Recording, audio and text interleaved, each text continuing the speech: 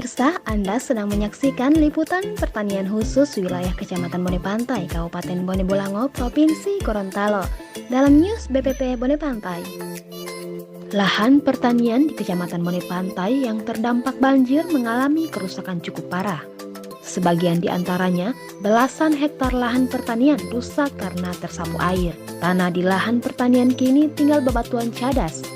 Kondisi ini paling parah terjadi di Desa Tunas Jaya, Kecamatan Bone Pantai.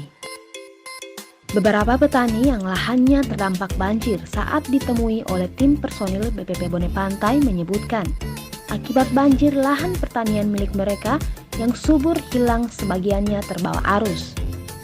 Tidak hanya tanaman hortikultura, tetapi tanah dan beberapa sarana produksi pendukung dalam lahan usaha tani ikut hanyut tersapu banjir. Saat ini, beberapa lahan milik para petani di Desa Tunas Jaya menjadi berkurang luasannya. Pasca banjir di wilayah Kecamatan Bone Pantai, personil BPP Bone Pantai terus mendata kerusakan di sektor pertanian yang terjadi akibat banjir beberapa waktu lalu. Data yang ada menunjukkan banjir mengakibatkan puluhan hektar lahan pertanian puso atau gagal panen. Ada pula lahan pertanian yang berkurang luasannya akibat erosi tanah yang terbawa arus air, hingga terdapat lahan yang tidak bisa diolah lagi karena di atas lahan sudah ada batuan cadas yang terbawa arus air saat banjir. Dan lahan tersebut menjadi jalan baru untuk aliran air sungai.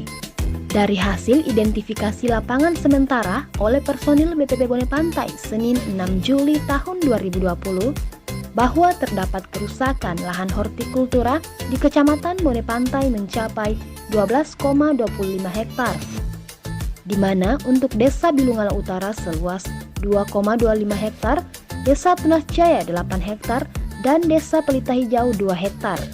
Banjir pula menghanyutkan sarana produksi lainnya seperti pupuk, mesin pompa air sebanyak 3 unit, pipa-pipa distribusi air dari sumber air ke lahan-lahan petani, irigasi pengairan sprinkle dan mulsa plastik. Debit air yang besar pula mengakibatkan erosif pada sisi jalan akses usaha tani di Desa Tunas Jaya hingga mengalami penyempitan pada lebar jalan. Terlihat lebar jalan tinggal berukuran sekitar 1 meter yang mulanya berukuran 5 meter. Sementara itu, terdapat beberapa hektar lahan lainnya yang terdampak masih bisa ditanami kembali. Menurut petani, lahan rusak yang terdampak banjir tersebut rata-rata merupakan lahan pertanian yang berada di radius 30-40 meter di sepanjang sungai Desa Tunas Jaya. Kegiatan lain yang dilakukan pada hari ini oleh personil BPP Bone Pantai dalam mengawal petani adalah monitoring pertumbuhan tanaman kedelai di lahan usaha tani kelompok Iloheluma Desa Batu Hijau.